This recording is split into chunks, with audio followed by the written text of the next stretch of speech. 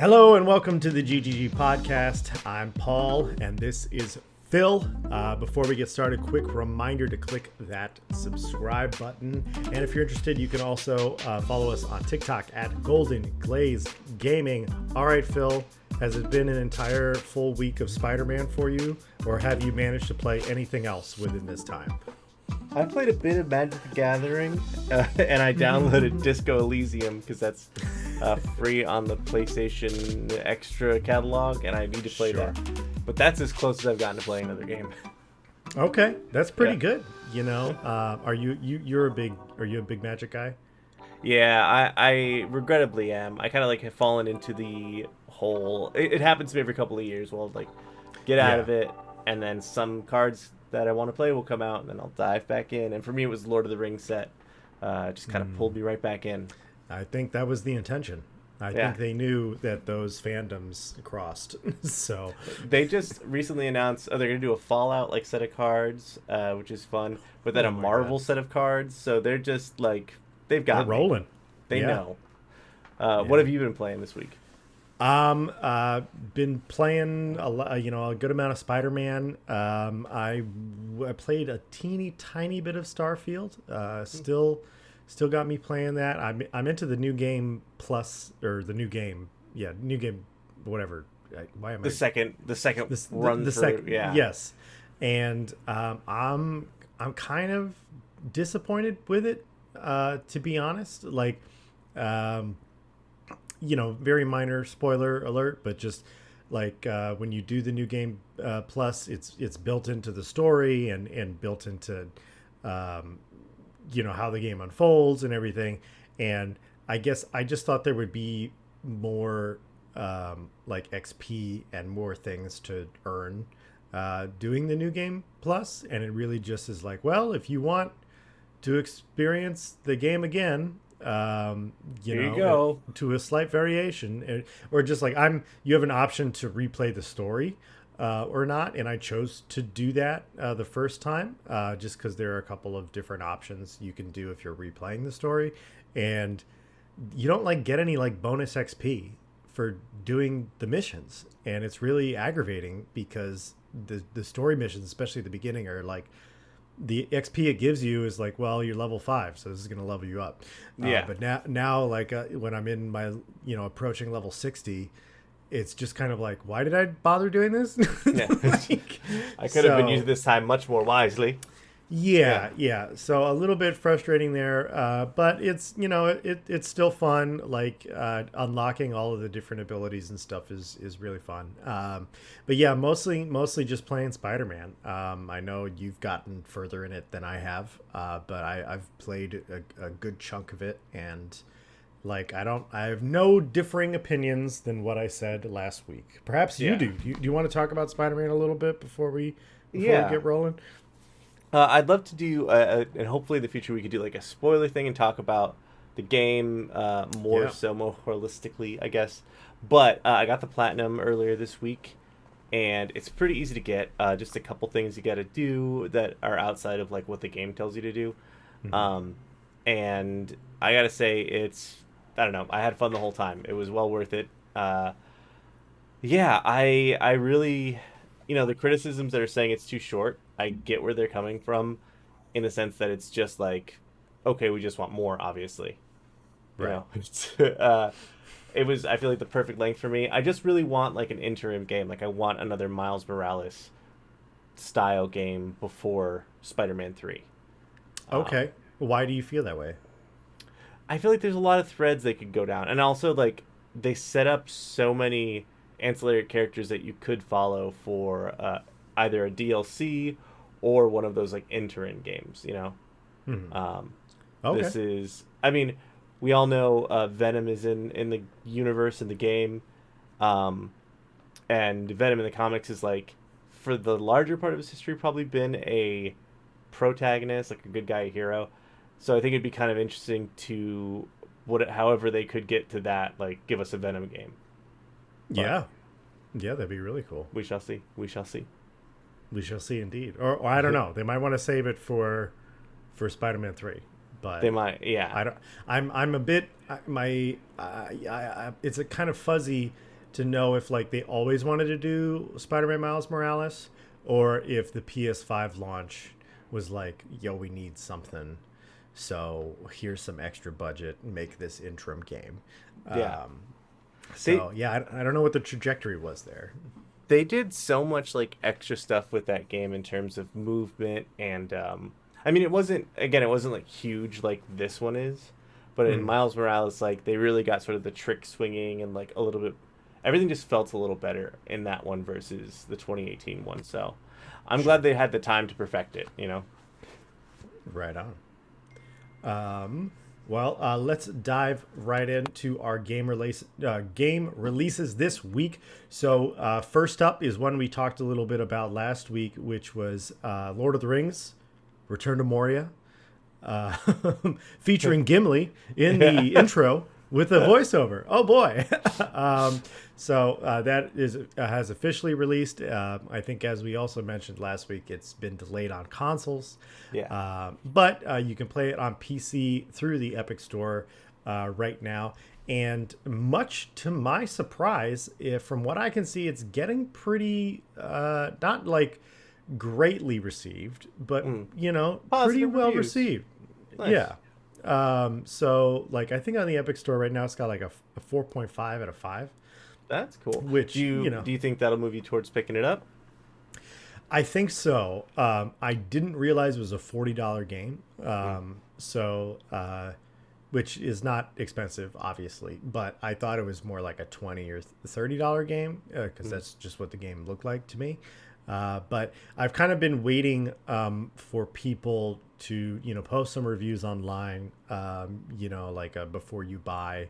I follow that channel, like one of those. And just because it's come out and they haven't really given any any big popular gamers or news outlets access to the game, people really haven't had the time to review it. So Yeah. I'm hoping this weekend some people put out some stuff that I can use as like a reference, and maybe It's rope some of my friends that are playing. So it is interesting that they've not sent out preview codes for that game, you know. yeah, But I always that's usually a red flag to me.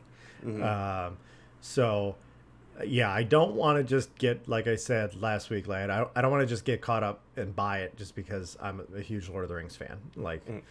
I love Lord of the Rings. I love Valheim, but you got to convince me that it's good. Yeah. So Listen, it might be one of those just wait for the right sale type of games. I did see a trailer and it did look pretty cool. okay, I think even there's like a dragon in one part of it. That's I sure, don't know. Seems fun. Seems fun. right on. All right, well, moving right down the list, we got City Skylines 2 coming out for those hardcore PC gamers out there, frothing at the mouth for this game.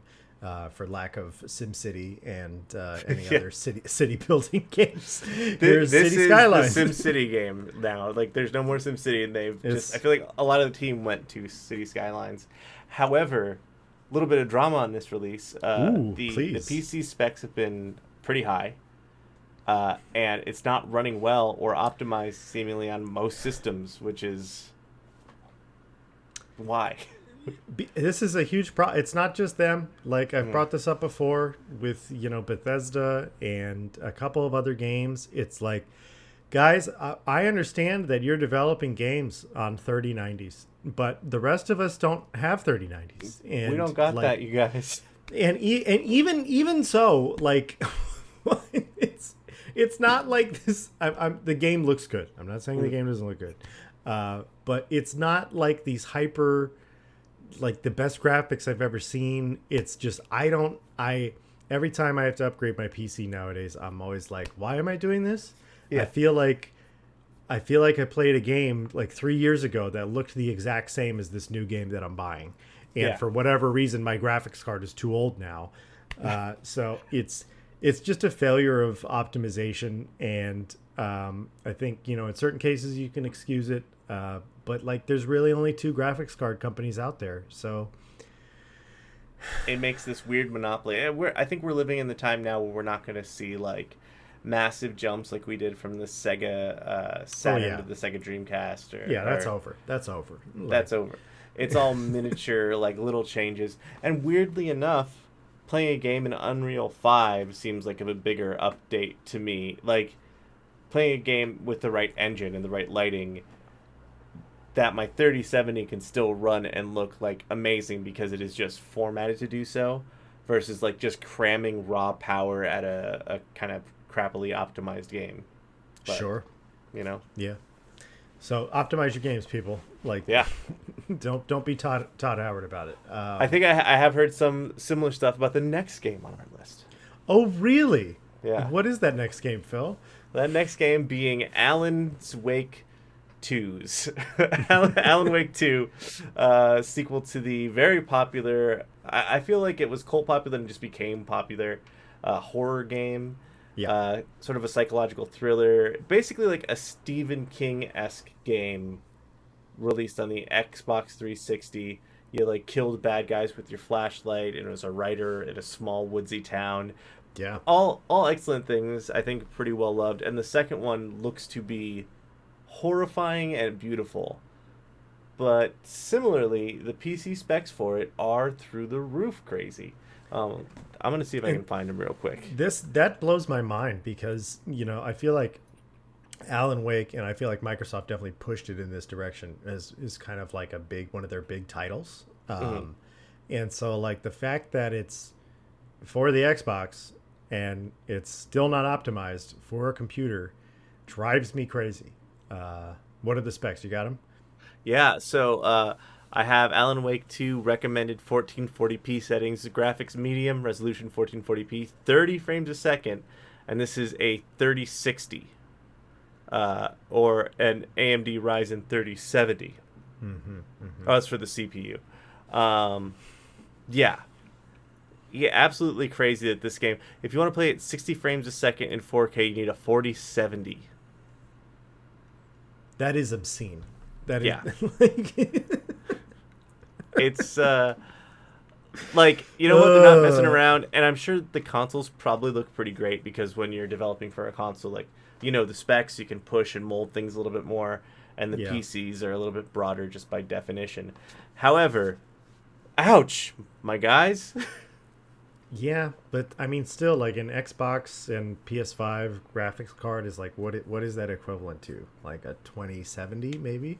Maybe a 2070, somewhere around there. Like, so.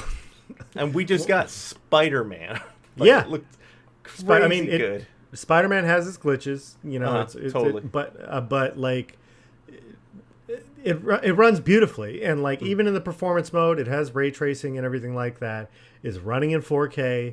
There's no loading times to be seen anywhere. It's just I don't know what the problem is. I feel like companies need to start taking optimization more seriously. Maybe just have a department for optimization if they don't already. All right, let's move right along. So we got EA Sports UFC 5 coming out for you UFC fans out there. One of EA Sports' most popular games, actually. So I'm always really surprised to see EA Sports going strong, but I guess like it's really all EA's making money on. Like, everybody just buys those. Yeah, it's not us. And just like the really hardcore Battlefield fans who are actually good at that game, because I've tried for years to be good at Battlefield, and I've maybe been good at Battlefield for like 2 hours in those years of trying to be good at it. So.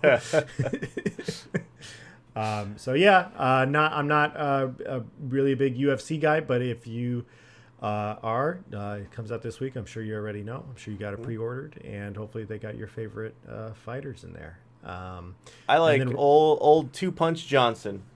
Two Punch Johnson, yeah, that's my favorite fighter. And if they don't have him, I'll just make him in the creative fighter mode. Can you scan your face in that game? Is that one of the features like NBA 2K or whatever? I sure hope so. I feel like they should have never just taken that out if they ever did. Just like Yeah. No, let me put my face on a website, use a QR code or whatever, and put me in the ring. I want to get the snot beaten out of me. Hell yeah. All right. Speaking of snot beaten out of people, Ghost Runner 2 has officially released. They had a demo that came out, I believe, 2 weeks ago. Was very well received. The game looks great and kind of does, from what I've seen of the game, does a lot of the things that we were talking very positively of Spider-Man 2 for doing, for just being a proper sequel, where it just is succeeding at taking all of the things that it did in the first one, making all of those things better, and then expanding on those things. And so that's what it looks like it's doing. It's being very well received. I'm probably, like, again, I never played Ghost Runner 1, but I think this might be a game I pick up. So I'm pretty intrigued. Ghost Runner 1 is a lot of fun. It just keeps, like, going and going in the best way of, like, you just find these different puzzles. It's just like a tower full of puzzles of how to get from A to B and not get shot and kill your enemy. It's beautiful. Sure. Excellent. Yeah, I guess tying into this, and it's on the bottom of our list here of news stories, but I kind of want to. Sure. I feel like Please. it's connected. Go. The finals open beta begins tomorrow. If you're not familiar with what the finals is, it's a first-person team-based action game, PvP, where you are basically doing a heist against several other teams, and you're going around like shooting each other, destroying buildings, trying to get a bunch of money, and then deposit it to this safe. However, you can move the safe by virtue of destroying the building that it's in, or like putting it on a zip line. It all seems really cool and really fun, and kind of like an extraction mode meets Overwatch meets like Apex. Very excited for it. It's going to be a free-to-play game entering its open beta. I believe only on PC, but check on the PlayStation store and the Xbox store. Why not? I will happily download and play it with you if you'd like. Hell yeah. Do you know does this have kind of the battle royale format where it's like you die, you're out for the round, or is it a respawn type of game? I think it's a respawn type of game, and like the match ends when someone fully claims the. It'd be more like Battlefield, kind of, where you. Okay. Once the objective is claimed, that's where it ends. All right. Very very cool. Well, yeah, it looks very exciting. I always kind of, I'm still waiting for the game with a pure like sporty vibe, where it's like, this is a video game. It's an esport. We made this game to be an esport, and I'm waiting for that game to take off. Because like Call of Duty, it's it's an esport now, but it wasn't like, it's not really designed with that in mind from the ground up. I guess it wasn't the original. Yeah. It's more of a product meant to sell, to get into people's houses every year, versus like in a game that. I feel like the closest thing to that we have is Rocket League, because I've seen like stadiums of people watching Rocket League. Yes, Rocket League is a great example. It's just, when I was younger and playing Halo, like the original like Halo announcer, like Killionaire, like that kind of stuff. It was just like, oh, this would be perfect if it was an actual like. There was an announcer announcing everything, and like we're getting a play-by-play, and add more of that sport element. I'm into it. Let's roll. Okay, so moving right along. So we got a couple things coming out of Microsoft today. One of them being Metal Gear Solid Delta. We got a new trailer for it for the MGS fans, and it is running in Unreal 5, just as we were yapping about last week, about this week. Please they listen. Unreal 5. Yeah, just use the podcast. it. Just use it. It's the only engine that looks new. It's true, because it's the only new engine. It's the everyone's just like satisfied and like. Anyway, except for gamers, except for the fans. The hardcore fans. So the game looks gorgeous. Have you played a lot of Metal Gear Solid games, Phil? Yeah, I played 4 for sure, and then 5. I think I just sort of entered there, and then I would play Metal Gear Solid 1 at my cousin's house on his PlayStation. until everyone went to bed, and I tried to glean what I could out of the porn on TV. You know what I mean? When you're looking through like the channels and it's just blurs, and you're like, I think I saw something. Okay. Those were the two memories. They're tied together. Playing Okay. that during the day, and then my own secret Solid Snake mission of trying to clean a little bit through static Okay. on TV. Yeah. All right. Well, Snake taught you well. Sure Perhaps did. you had did you have a cardboard box over you while you were searching? I had a cardboard box somewhere. Okay. All right. I don't know what it means. All right. I don't want to figure it out. So the point is, the game looks very good. I'm somewhat of a Metal Gear Solid fan. I think that the presentation for all of them has been so great. Like I remember when MGS4 came out for the PlayStation 3, and like how amazing those graphics were. Like the active camo system was really cool. Yeah. So and the new iterations of Metal Gear Solid have also been great as well. So it's very interesting them doing this is a remake of MGS3, I want to say, right? Yeah. No, actually, so Snake Eater was a game that came to the PSP. Okay. And it was really, really popular because it kind of had a lot of stuff from Metal Gear Solid 5, where you had a Fulton device and you were like kind of kidnapping people and bringing them into your army. Right. Really well regarded, but I think not that many people played it because it was on the PSP. Sure. Yeah. Okay. So kind of the perfect one to remake, in my opinion. Yeah, absolutely. Maybe they'll do that with the God of War games eventually. That would be cool. It would be, because Ghost of Sparta and Chains of Olympus, I think, were both really good. So yeah, the game looks great. I'm sure that the gameplay will be great. My biggest thing with Metal Gear is always the story, and that's just a taste thing for me. It's just like with Death Stranding. I think a lot of the directorial choices are not the ones that I would make. But I'm not making the game, so what do I know? The story's not really my vibe, but yeah, the presentation looks absolutely beautiful. Even just like seeing, I think there was like a bird in the trailer. Just seeing the bird animated in like real time graphics instead of some pre-rendered cutscene, it just looks amazing. So happy somebody's using Unreal 5. Let's keep it rolling. I know one of the other games we're going to talk about a little later is also running on Unreal 5, so that is very cool. So yeah. Yeah. So next up in the news, which is pretty cool. Omni-Man is coming to Mortal Kombat 1 November 6th. How do you feel about that? You're the Mortal Kombat 1 guy here. I love Omni-Man. I love Omni-Man, so. I think it's great. It's coming November 6th. I think Invincible Season 2 is coming out November 2nd.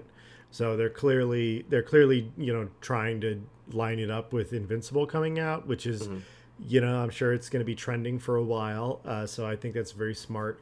I think it's a great character. I love all of the, finishers and stuff that we saw in the game. So I think it's cool, but at the same time, I'm still in the boat that I've mentioned before on the podcast, where just think Mortal Kombat 1 does not have a lot of content. And to ask me to either have like bought the $100 edition of Mortal Kombat or to buy a $40, playable character DLC, it's a lot. And I love Omni-Man. I love Invincible. Do I want to spend $40 just to get 4 more characters? Or I guess it's going to be 5 more characters, or maybe 6 actually.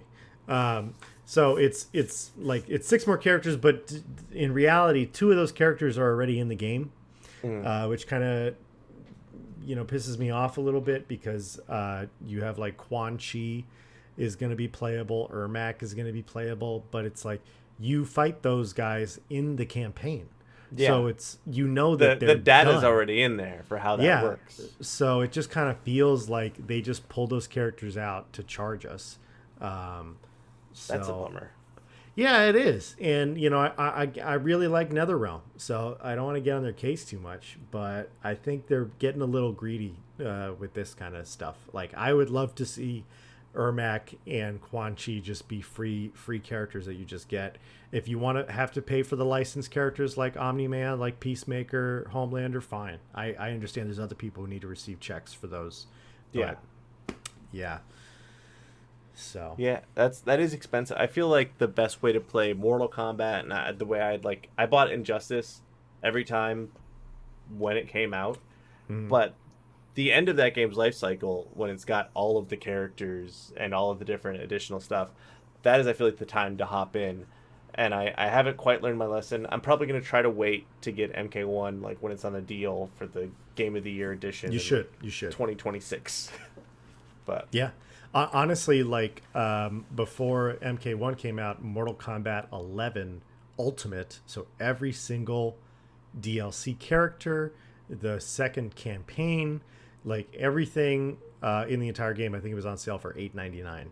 On the PlayStation Store, and I was just like, "That's a bargain!" Like, and that's a better game than MK1 is, like right now. So, hot take. Shots fired. Hots fired. Yes. All right. Let's press on. So we have some new news coming out from Ubisoft. Assassin's Creed Red, which is supposedly the next big Assassin's Creed game that's going to be coming out next year. And from everything that has been reported about it, it's not going to be like Assassin's Creed Mirage. It was not originally a DLC. This is its own fully realized game. So some important details about this is that Assassin's Creed Red, or Project Red as it's being called, is going to be taking place in feudal Japan. So that is very cool. Gonna get a little Ghost of Tsushima vibe. So I have a friend who's been asking for Assassin's Creed to go to feudal Japan for ages now. Yeah. So I feel like everyone has been like, why aren't they doing this? It seems like the perfect setting. It's they really just care about Europe and kind of when the Middle East when they feel like it. Yeah. So yeah, I just feel like if they're gonna keep going down this infinite loop of, we're just gonna go back in time and pick a place, do more places. Let's get Assassin's Creed Japan. Let's get Assassin's Creed South Africa. Like, let's get Assassin's Creed Nigeria, Assassin's Creed Brazil. Like, let's go. There are other parts of the world. So yeah. How do you feel about this? You've been playing. Have you finished Mirage, by the way?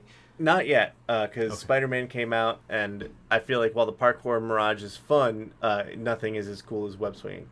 But I'm interested in this game. I guess someone who worked on it leaked the main character, and that's like part of the big hubbub about it right now. I am a little trepidatious about believing it, just because it does match up with a lot of the like leaked art. But I believe there is a Assassin's Creed like side-scrolling game that seems like it has a similar character to the one that is displayed there, and that one I think is set in feudal Japan as well. So you think it's a smaller game and not a full game? No, I think it's a full game. I'm just saying there's like a side scroller. I think it's a Chinese one. I think it's set so. in China. Yeah. But that was another female protagonist, if that's what they're doing with this one. But they might do the Valhalla, like, sort of pick whoever you want to, or flow between. How did you feel about that with Valhalla? Did you like the fact that you could pick your gender in that game? I did, to an extent, because I mean, like, that started with Evie and what's his name in the Assassin's Creed Syndicate game, where you played as like the sister or the brother going back and forth. Right. I like that you can kind of flow through between the memories of, like, for certain memories they were female Ivor, and for certain memories they were male Ivor. I dug that, just for like the sort of fluid, like, dreaming nature of what Assassin's Creed is to me. But you're good. Okay, cool. I have a neighbor who has the squeakiest car. Like, the brakes It's got to be the oldest car I've ever heard. Anywho, Okay. I I'm excited for that. However, Ghost of Tsushima was so good that I don't know how good an Assassin's Creed game can be to like match up with just how tight and like beautiful that game is. Yeah, that's a really good point. I kind of feel like they may have missed the boat a Yeah. little bit because Ghost of Tsushima beat them to the punch, Hmm. and like I don't. I think a lot of people just wanted a feudal Japan game, period. Yeah. And so maybe Ubisoft can do their own thing. The team that worked on Assassin's Creed Odyssey, they're the team working on this. Yeah. So Odyssey was very popular. Hmm. One of my favorites. So like maybe they'll have great success with this game as well. Um, Question for you, Paul. yeah, If you had to set Assassin's Creed anywhere, like in a historical time period that we haven't used before, where would you go?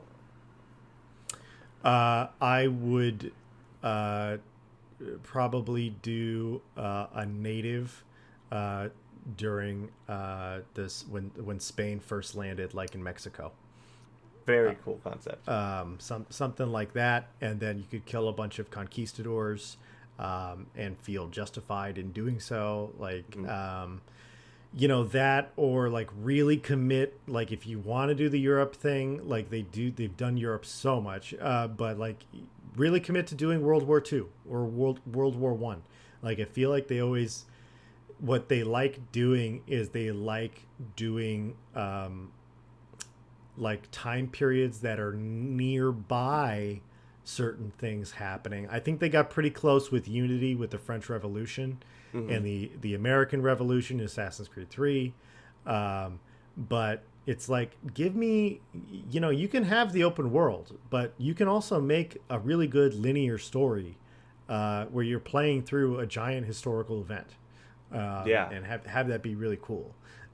So yeah, I think when Spain landed in Mexico, and then just have you be a native and you just killing conquistadors. That's very cool. I feel like you could also tie some like Isu or the people who came before the ancient civilization stuff in Sure. with like the Mayan. Yeah, that'd be Oh pretty yeah, sick. you can get real hokey with it. Like Yeah, you can get like, get oh, real weird. the ancient aliens. You remember they built our pyramids. Anyway, here's your Assassin's Blade. Have fun.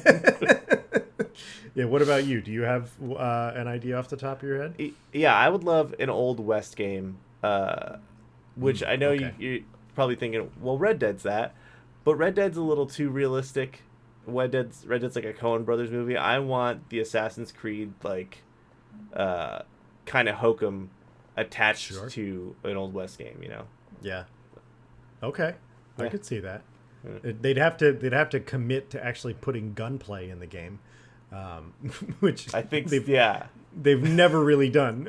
Like, You have those single shot pistols in Assassin's Creed 4 where it's just like, yeah, all right, reload for 10 minutes. yeah, and you had there were rifles in Unity, and I think in Syndicate there were also some guns, but it's all so very basic, and I think honestly that's the thing that's kept them from making an Assassin's Creed Modern, yeah, is they know that they will have to do gunplay, and that will seriously like change how they do their gameplay. So Yeah.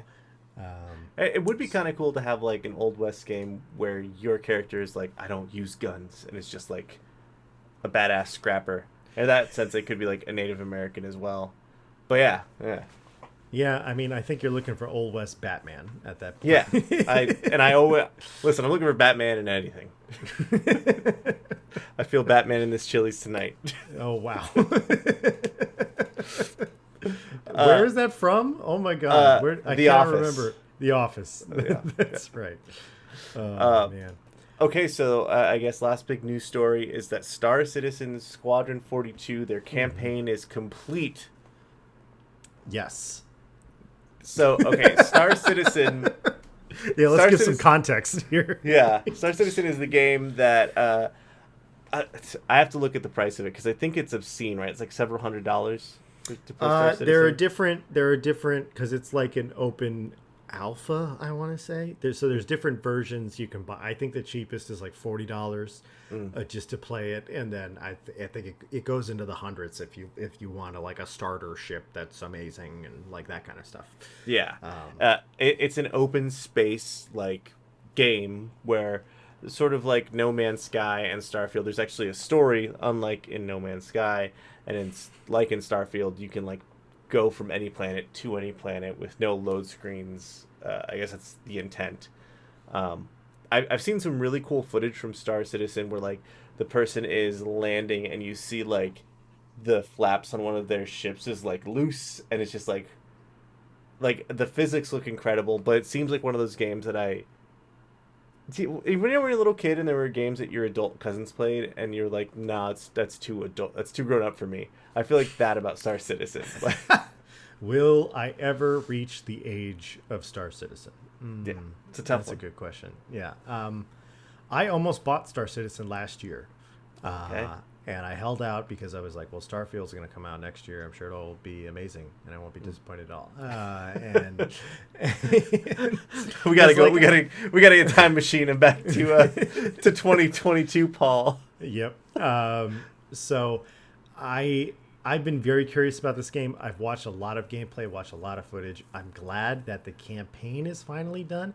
They have a lot of very reputable actors in this game. And they actually look like Mark Hamill looks like Mark Hamill.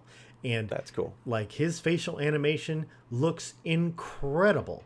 Like, just even the like hour and a half I played Starfield this week, just watching the facial animations again, it's just like, Jesus, like they didn't do much.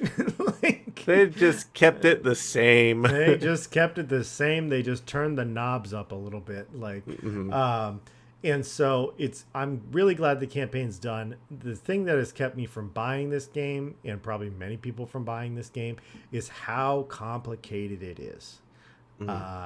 And that's not to say that that's not really cool. Like I do want a space game where I can immerse myself in being a star pilot and everything like that.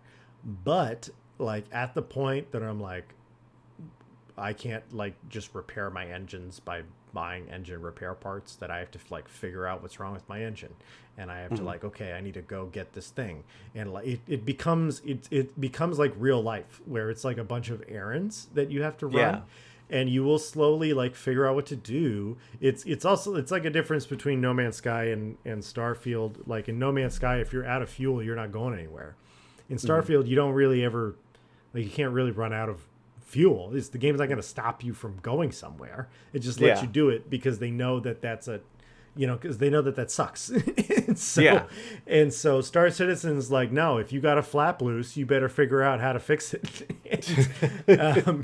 You better make sure you're seated when we jump, or else you're gonna die, and you can get yourself injured. And anyway, you gotta actually like in game open the owner's manual of your ship and like flip to page 45 and be like, what does this light mean? Okay, I need a wrench. I need to go out. Yes, I kind of like that level of like weird grit that I feel like Starfield has. Sure. However, I don't know if I'm the type of person who could play that anymore. Yeah, it's like for any real-time strategy fans out there, I would say it's the difference between playing Age of Empires and playing Total War. Like you can get a lot more detailed and really get into Total War, but it is a lot more complicated than Age of Empires is, or StarCraft is, or where it's just like, oh, I'm just moving armies and stuff like that. But yeah, just to list off before we move on from it, just to list off some of the cast. You got Mark Hamill, Gillian Anderson, Gary Oldman, Mark Strong, Henry Cavill, Andy Serkis, John Rhys Davies, Liam Cunningham, and a couple of others that I'm not familiar with. Is Willem Dafoe in there? I was looking not that I've seen. I know he's in the new Studio Ghibli movie, so that may be what you're thinking. That makes me very excited. But yeah. No, I did find something called The Showdown Willem Dafoe in Space Part 11, and that's from Starfield. So I will be watching that immediately after this. Excellent. One more last little fun tidbit.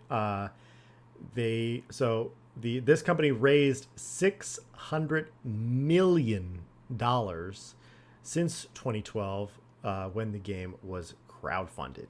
So that is a lot of money. That is bananas. BANANAS.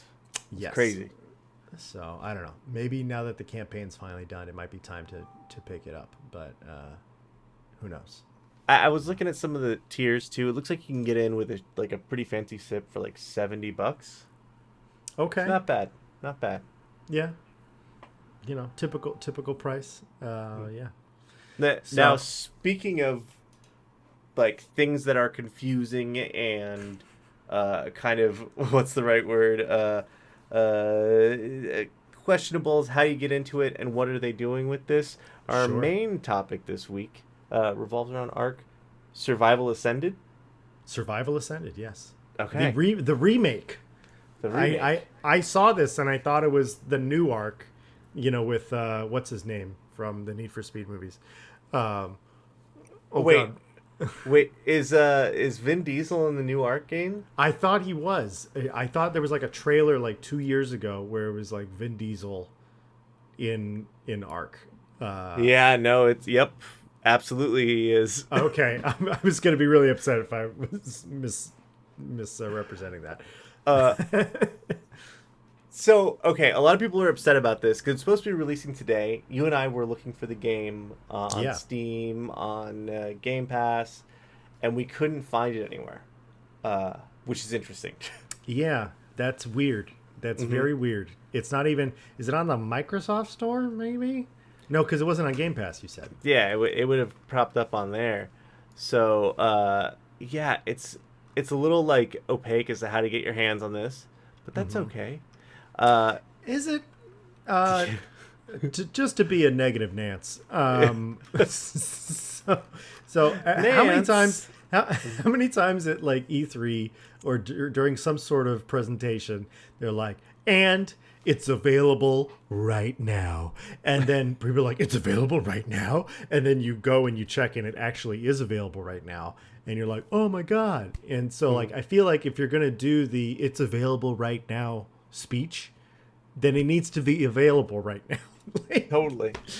I think Sega famously did that with some system. I think it was like the Dreamcast maybe, or the Sega Saturn, where they're like, and it's available next week after E3, and everyone was like, what the dude, we haven't seen a single one.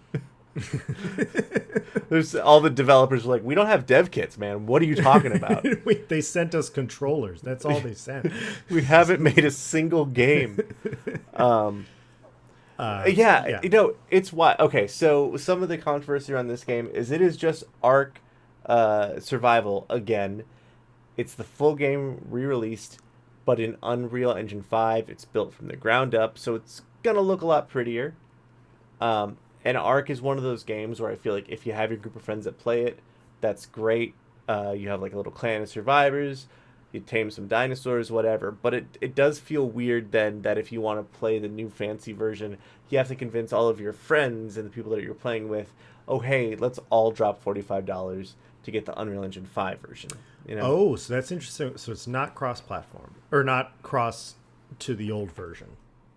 I don't think it is. I mean, yeah, I guess that really wouldn't make sense. Because I think they're different engines. They would have to be. Maybe I am incorrect though. That would be. I mean, who knows? Because it's not out, even though it is. Yeah. So it is Schrodinger's release date. So yeah, I mean, it looks great. It really looks amazing. Again, we were just talking about how Unreal 5 like really looks like a next gen engine, and so it looks like it runs well. Obviously it's a trailer, and that's all we've been able to see about it. I'm curious. Maybe after this, I'll jump on Twitch and I'll see if anybody's managed to find it and been able to stream it at all. Totally. But yeah, I have a few friends who are into Ark Survival who have tried to get me on board, and for me, I've been like, I think the game is a bit, or maybe that's Conan I'm thinking of, that they've been trying to get me in. And it's kind of the same vibe, I guess, ish. But like this might be something to get me on board for this game, since it's like kind of like a re-release, I guess. Yeah. I think I wanted to play Ark and I felt like I missed the boat, but this coming out makes me think, should I just wait for Ark 2? Is that the right move? Well, I don't know if Ark 2 is actually. I think it's going to be different than Ark Survival. So but I'm not really sure. So yeah, Ark fans out there, please educate us, because we don't know, and we're very confused about this news that just dropped today. Even though, again, it did not drop today. The news dropped today. The game didn't drop today, but. But soon. Props to Microsoft for going all in on Unreal 5 though, with their Metal Gear Solid and this. Yeah, big time. It shows that they're at least embracing it, and it's something they need to do to catch up, because it has not been a banner year over at the House of X. Yeah, I would.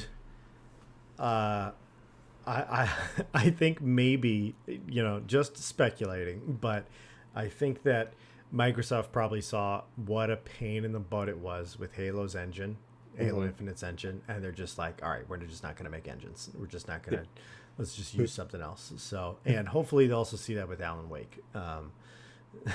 I sure hope so. That's going to be interesting. That's coming out to PlayStation and Xbox, I believe now. I believe so. I believe it is a multi-platform game. Pretty cool. So that's good. All right. Well, we've come to the end of our topics. There wasn't like one big major release or one big major story this week, so we just ran through a bunch of smaller ones. But is there anything and you talked a little bit about Spider-Man, like you said. I think a Spider-Man spoiler cast would be a great idea. Maybe we'll look into posting that soon. But is there anything else that you got floating around in your gamer brain today? I mean, too much thing. No, I've been doing a little bit more like role playing stuff. That's pretty fun. I'm always like, one of the things about games, video games, and like other games, like the game design of stuff like that. So I'm very interested to report back on some new role playing games. I'm doing one for Modifius. I think it airs on Wednesdays, and I'll be like, I'm gonna create a loop of what's the right word? My brain is not working. A loop of hype from this show to that show to that show to this show to this show to that show. Yeah. Or a plug loop. There we go. But I don't know. I think we're kind of like entering the period where I'm like, okay, I've hit everything I need to hit. I think the last thing I'm excited for this year is the Avatar game, the something of Pandora. Avatar. I thought you were talking about Last Airbender for a second. No, not the good one. The blue one. That's a great way to put that. That comes out in December, you said? That comes out in December, and it looks like a Far Cry game, but on an alien planet. Sure. Which might be enough to get me back into Far Cry, but... Yeah. I mean, like, honestly, after all of the games that have just come out over the last month, even games that have come out this week, like, I'm probably going to get Return to Moria. I'm probably going to get Ghost Runner. Yeah. Depending on how bored I get during Christmas, I might get City Skylines. Ooh. My man's an engineer. I like SimCity back in the day. That one also, if you have like, if you don't want to get the whole thing, it's on Game Pass. So if you want to do that for a month on your PC and try it out, it's also an option. There's the plan. I got a free month of Game Pass, just waiting for me to redeem. So I will use that for that. That's a great idea. But yeah, I think aside from that, I'm pretty empty as well on my gamer brain. So I think we'll just wrap it up there. So thank you guys for joining us on this episode of the GGG podcast. If you enjoyed the show, please click the subscribe button or that like button. And if you're craving more Golden Glaze gaming content, you can also follow us on TikTok at Golden Glaze Gaming. If you're watching the YouTube video, should be right below my picture or my video. And if you're looking to also follow Phil, his tag should be right below his video, right down there. So you can follow us that way. Amazing. All right. Well, hopefully we'll do that Spider-Man spoiler cast for those Spider fans out there, and we will see you next week. Peace. I punched my mic. It's okay. It's all right.